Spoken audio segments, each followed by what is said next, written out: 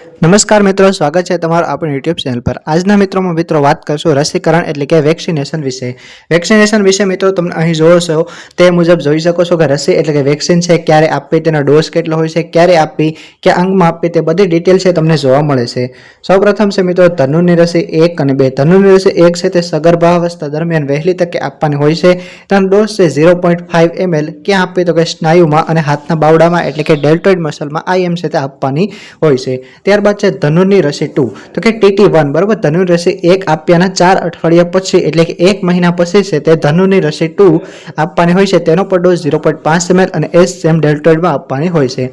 ત્યારબાદ છે ધનુરની રસી એટલે કે બુસ્ટર ડોઝ બરાબર। ટીટેનસનું ઇન્જેક્શન 1, ટીટેનસનું ઇન્જેક્શન 2 અને ત્યારબાદ તેનો બુસ્ટર ડોઝ આપવાનો હોય છે છેલ્લા 3 વર્ષમાં સગર્ભાવસ્થા ધનુરની રસીના 2 ડોઝ લીધા હોય તો બરાબર। તેનો પણ ડોઝ 0.5 ml સેમ ડેલ્ટોઇડમાં IM રહેશે બરાબર।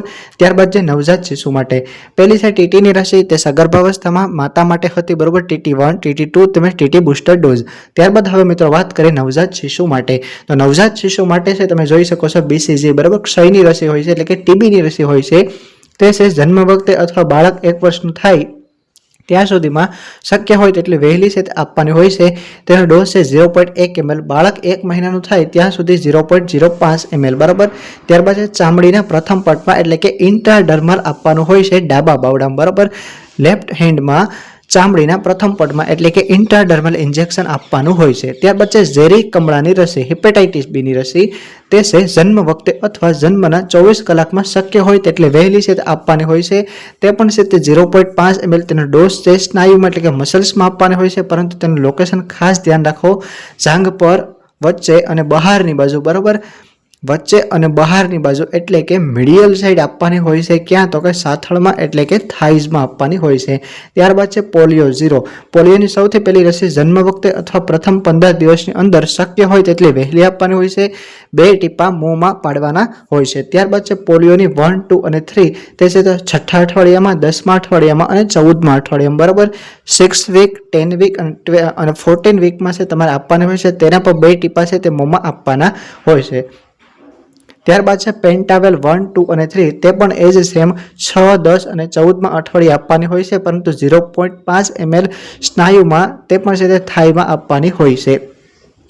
ત્યારબાદ છે ઓરી, તો ઓરીની રસી પણ છે તમારે મુકાવવી જોઈએ 9 મહિના પૂરા થયા પછી અને 12 મહિના પહેલા બરાબર। 9 થી 12 મહિના દરમિયાન ન આપી હોય તો 5 વર્ષ સુધીમાં છે તે જરૂરથી ઓરીની રસી છે તે મુકાવી દેવી, જેથી તેમને છે બાળકને ઓરીથી પ્રિવેન્શન મળી શકે। તેનો ડોઝ છે 0.5 ml સબક્યુટેનિયસ, ચામડીની છે સબક્યુટેનિયસ આપવાની હોય છે જમણા બાવડામાં। ત્યારબાદ છે વિટામિન A પહેલો ડોઝ, 9 મહિનાની ઓરીની રસીની સાથે છે તમે આ વિટામિન A નો ડોઝ છે આપી શકો છો 1 ml બરાબર। 1 લાખ ઇન્ટરનેશનલ યુનિટ બરાબર 1 ml છે મોં વાટે આપવાની હોય છે। ત્યારબાદ છે બાળકો માટે એટલે કે ઓરીનો બીજો ડોઝ 16 to 24 મહિનાની અંદર છે તમારે 0.5 ml સબક્યુટેનિયસ ઇન્જેક્શન આપવાનું હોય છે। ત્યારબાદ છે ત્રિગુણી રસી, ત્રિગુણી બુસ્ટર, તો તે છે 16 to 24 વીકમાં તમારે 16 to 24 મંથમાં છે તમારે આપવાનું હોય છે। તે પણ તેનો ડોઝ પણ 0.5 ml છે અને સ્નાયુમાં તમારે થાઇઝમાં આપવાની હોય છે। ત્યારબાદ છે પોલિયોનો બુસ્ટર ડોઝ, તે 16 to 24 મંથની અંદર 2 ટીપા છે મોંમાં ઓરલી આપવાના હોય છે। ત્યારબાદ છે વિટામિન A બીજો થી 9મો ડોઝ, તો તે છે તમારે 16 મહિને ત્રિગુણી અથવા પોલિયો બુસ્ટર સાથે।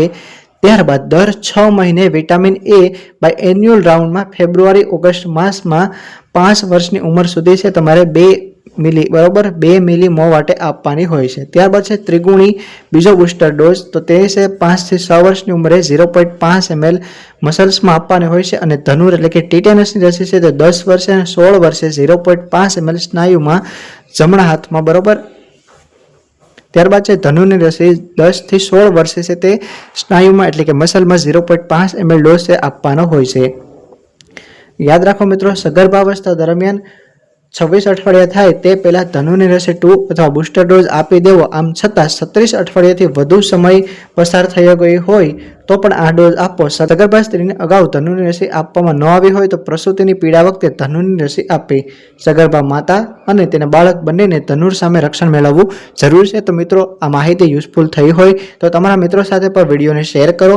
આ વિડીયો છે તમને ડેલી પ્રેક્ટિસમાં પણ કામ આવી શકે છે. તેમજ તમે જો કોમ્પિટિટિવ એક્ઝામની તૈયારી કરતા હોય, ફાર્મસી હોય, મેડિકલ હોય, નર્સિંગ હોય અથવા તો કોઈ પણ જનરલ તૈયારી તમે કરતા હોય ત્યાં છે તમને ઉપયોગમાં આવી શકે છે. આવી જ અવનવી ઇન્ફોર્મેશન તેમજ મેડિકલને લગતી માહિતી માટે તમે મારી યુટ્યુબ ચેનલ સબસ્ક્રાઇબ કરી શકો છો. તેમજ ફર્ધર ઇન્ફોર્મેશન માટે નવા વિડીયો તમારા માટે આવતા રહેશે, તો તે બધા વિડીયો પર તમે જોતા રહેજો. Okay, thank you for watching this video.